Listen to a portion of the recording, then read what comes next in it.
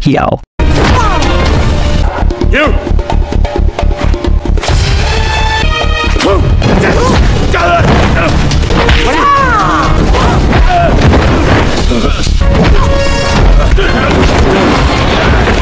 Halo guys, ini adalah First Movie. Gua akan membahas alur-alur cerita film dari seluruh dunia. Jangan lupa subscribe dan tonton sampai habis ya guys. Let's go! Film diawali dengan adegan Ip Man yang sedang menyaksikan turnamen karate di sebuah gelanggang olahraga di San Francisco. Lalu, scene berpindah ke 1 bulan sebelumnya di Hong Kong. Ip Man didiagnosis kanker kepala dan leher. Pulang dari rumah sakit, ia terlihat sedang mengenang istrinya tercinta.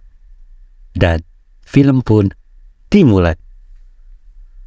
Perguruan Ip Man didatangi oleh orang asing. Ia hendak menyampaikan sesuatu, namun karena tak ada yang mengerti dengan bahasanya, kesalahpahaman pun terjadi. Beruntung, Ip Man datang dan melerai perkelahian. Lalu orang asing itu memperkenalkan diri. Ia bernama Billy, dan bilang kalau ia adalah muridnya Bruce Lee. Billy mengutarakan maksud kedatangannya, yaitu untuk memberikan undangan kejuaraan karate di San Francisco yang akan dilaksanakan bulan depan. Selain itu, Billy pun memberikan tiket pesawat untuk guru Yip dan sebuah buku dengan materi bela diri yang ditulis oleh Bruce Lee. Namun, undangan itu ditolak secara halus oleh Ip Man. Di sekolah, terlihat Ip Ching yang sedang berkelahi akibat rebutan buku. Tak lama, Ip Man datang ke sekolah, berbicara dengan kepala sekolah, dan kepala sekolah memutuskan untuk men-drop out putranya. Semenjak itu, putranya tak pernah berbicara lagi dengan Ip Man. Malam itu, Ip Man mengundang Bob untuk datang ke rumah. Ternyata, Ip Man meminta bantuan kepada Bob untuk menjaga rumah dan anaknya, karena Ip Man akan berangkat ke Amerika untuk mencarikan sekolah baru untuk Ip Ching. Rencana itu terdengar oleh Ip Ching. Lalu ia marah karena tidak mau untuk pergi sekolah di Amerika. Bahkan ia tak mau sekolah lagi, karena ia lebih suka untuk belajar bela diri. Caci maki Ip Ching makin tidak terkontrol, dan satu tamparan ayahnya mendarat di pipi Ip Ching. Keributan itu pun segera dihentikan oleh Bob. Ip Man berangkat ke Amerika.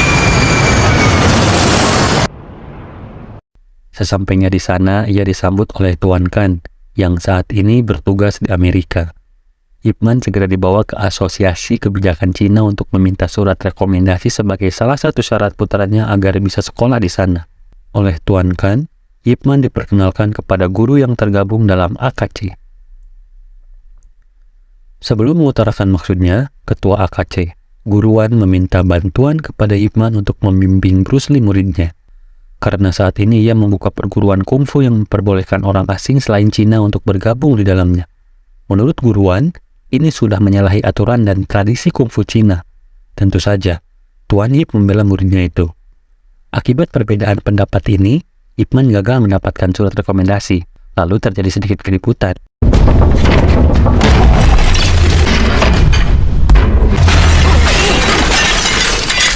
Dan Ip Man pun segera meninggalkan tempat itu. Ip Man diantar ke sebuah kos-kosan oleh Tuan Khan. Pada jam 10 malam, ia menelpon Bob agar ia bisa berbicara dengan anaknya, namun anaknya menolak. Di rumah, Guruan sedang mengajar Yonan untuk bela diri Tai Chi, walaupun sebenarnya putrinya itu tidak tertarik sama sekali. Dibantu oleh Tuan Khan, Ip Man masih mencoba cara lain untuk mendapatkan surat rekomendasi itu. Namun, belum juga berhasil, terus sore harinya Ip Man datang ke gor karate. Dia menyaksikan Bruce Lee bertanding. Setelah beres, mereka nongkrong dan ngobrol-ngobrol di sebuah kafe. Tak lama murid-muridnya Bruce Lee datang. Bruce Lee memperkenalkan salah satu muridnya yang bernama Hartman, yang menjabat sebagai staf sersan marinir dan sangat mendalami kungfu. Nah, si Hartman ini berniat memasukkan kungfu menjadi bela diri wajib di satuan marinirnya. Tapi sedang asik mengobrol, tiba-tiba datang sekelompok karate yang tanpa sebab mencela kungfu yang ditunjukkan Bruce Lee di gor tadi. Dan mereka pun menantangnya untuk bertanding. Bruce Lee pun turun dan menghabisi semuanya. Hiao.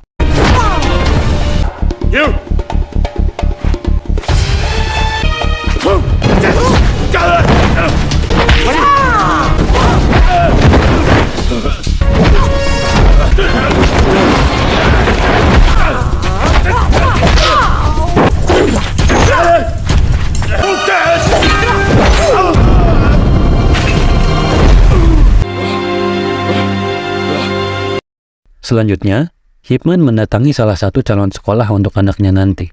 Ia terlihat menemui kepala sekolah.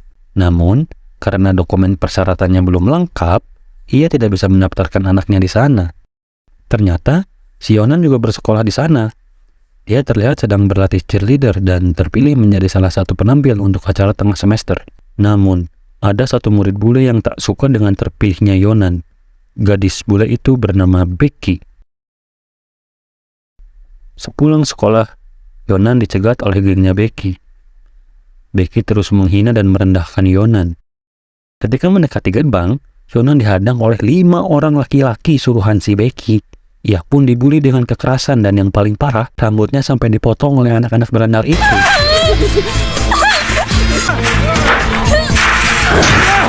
Beruntung, Ip Man ada di sana dan membantu Yonan.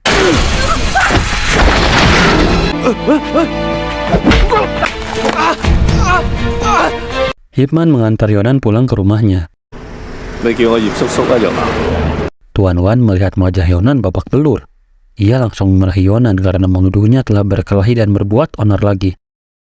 Ip Man pun mencoba melerai, tapi Tuan Wan tak mau mendengar dan malah menuduh Ip Man memanfaatkan putrinya agar dia bisa mendapatkan surat rekomendasi.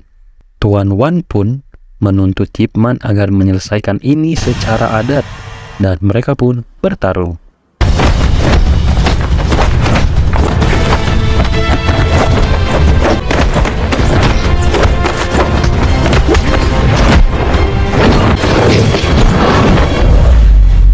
Ketika bertarung, sebuah insiden gempa bumi terjadi dan memaksa pertarungan dihentikan.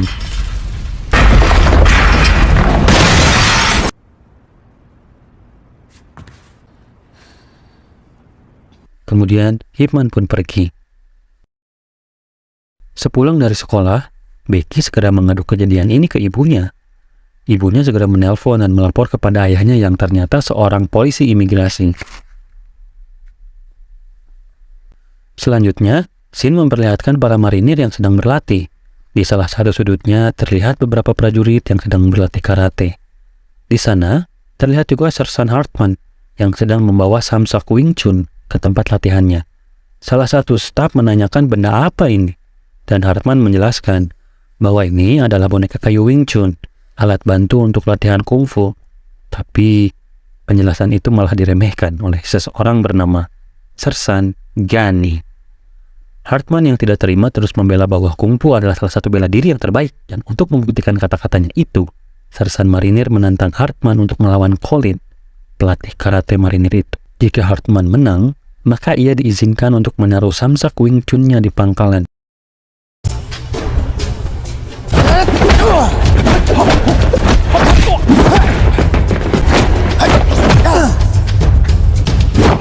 Sayang, pada pertarungan ini Sersan Hartman harus kalah.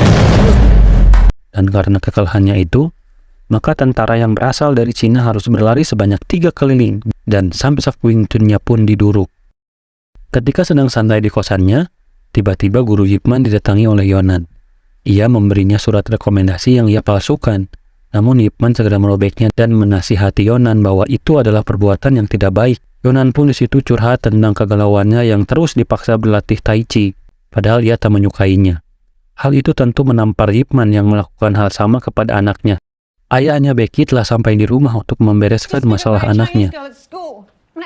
Di markas marinir, Hartman sedang mempresentasikan kungfu Bruce Lee ke komandannya.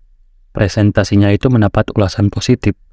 Komandannya itu ingin segera kungfu agar segera masuk ke dalam kurikulum. Lalu Hartman meminta izin untuk datang ke Chinatown mengingat di sana akan ada festival bulan purnama yang akan mempertunjukkan kungfu Cina sehingga ia berniat untuk melakukan penelitian lebih lanjut. Tiba-tiba datang Sersan Gani, dan komandan pun menceritakan maksud dipanggilnya Sersan Hartman dan memerintahkan ia untuk mempelajari buku kungfu dari Sersan Hartman. Sersan Gani terlihat tidak suka dengan usulan itu.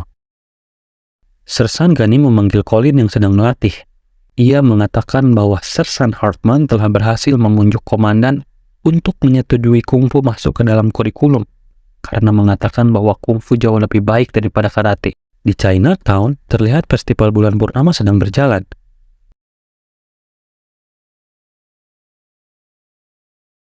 Di scene lain, terjadi penangkapan Tuan Wan oleh ayahnya Becky atas tuduhan penyelundupan imigran ilegal. Ketika penonton sedang asik menyaksikan pertunjukan barongsai, tiba-tiba Colin dan anak buahnya naik ke atas panggung dan menantang siapapun untuk adu jotos dengannya. Fight me with your hokey-pokey kung fu. Para guru kungfu yang sudah naik pitam karena acara sakralnya ini diusik, maju satu persatu.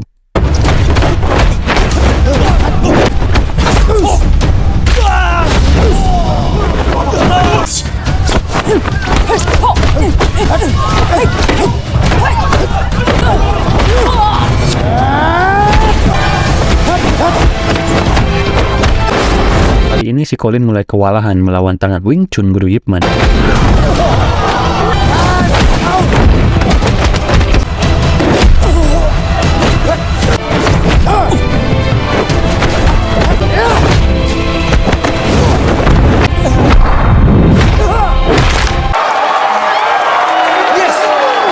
Di kantor imigrasi, Tuan Wan sedang diinterogasi. Ia dituduh memasukkan banyak identitas para imigran China. Selanjutnya, polisi itu mengancam akan menangkap seluruh imigran ilegal di pecinan malam ini dan akan membuat AKC tidak dapat beroperasi lagi selama-lamanya. Ip Man, Yonan, dan beberapa orang pecinan datang ke kantor imigrasi untuk menemui ayahnya. Di sana ia bertemu dengan Billy, yang ternyata adalah anggota polisi imigrasi.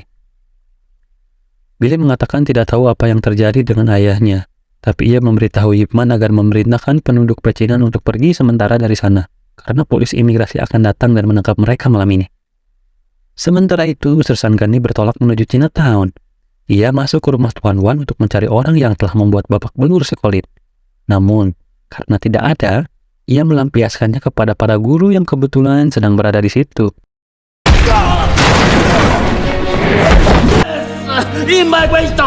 Good boy. Kemudian Ip Man datang. Para guru menjelaskan apa yang terjadi. Tuan Khan segera memberitahu bahwa polisi imigrasi akan segera datang. Ketika polisi imigrasi datang, rumah Tuan Wan sudah kosong. Sersan Gani sudah sampai di kantor imigrasi dan ia segera menemui Tuan Wan dan menjelaskan bahwa orangnya telah dihajar oleh Ip Man dan sebagai ketua AKC, maka Tuan Wan diminta untuk bertanggung jawab dengan cara bertarung melawan Sersan Gani. Saat itu Yonan muncul dan memohon ayahnya untuk dilepaskan. Tapi demi harga diri, Tuan Wan pun meladeni tantangan Sersan Gani dan mereka pun bertanding. Fight till you drop.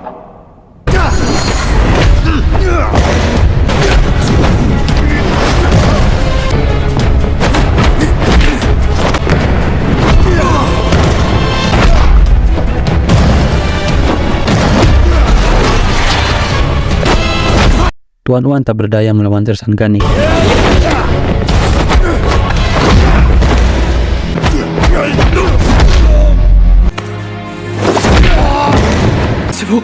Don't you think I deserve a round of applause? Di sela-sela masalah yang terjadi, Ip Man menyempatkan diri untuk menelpon Bob. Ip Man akhirnya berkata kepada si Bob bahwa selama ini ia mengidap penyakit kanker dan ia ingin sekali berbicara dengan Jin. Ketika diberitahu oleh Bob bahwa ayahnya mengidap penyakit kanker, Ip Jing pun segera lari meraih telepon dan ia pun menangis jadi-jadinya. Ip Man meminta maaf karena waktu itu ia telah menamparnya dan memaksakan kehendak. Ip Man berjanji ketika ia pulang ia akan mengajarinya kungfu. Ip Man bersiap datang ke markas marinir untuk melawan Sersan Gani. Itu ia lakukan demi penghormatan kepada Tuan Wan yang kini terbaring di rumah sakit. Di arena, telah bersiap Sersan Gani yang tak sabar untuk segera bertarung melawan Ip Man. Mereka pun bertarung, disaksikan oleh seluruh anggota marinir.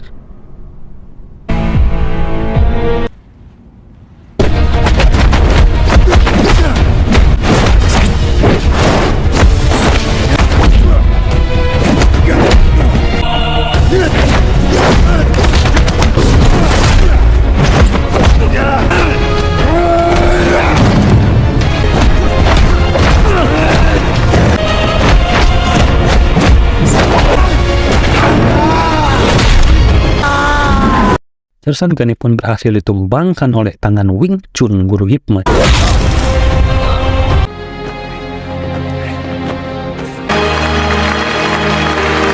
Scene selanjutnya memperlihatkan Tuan Wan yang sedang memberi surat rekomendasi sekolah untuk anaknya Ip Man. Setelah itu, datang Yonan, membawakan oleh-oleh untuk Ip Man. Ip Man pun kembali ke Hong Kong. Ip Man telah sampai di rumah. Kini ia tak lagi bersitegang dengan anaknya. Esoknya Ip Man pun mengajari anaknya bela diri Wing Chun. Ip Man meninggal dunia pada usia yang ke-79 tahun.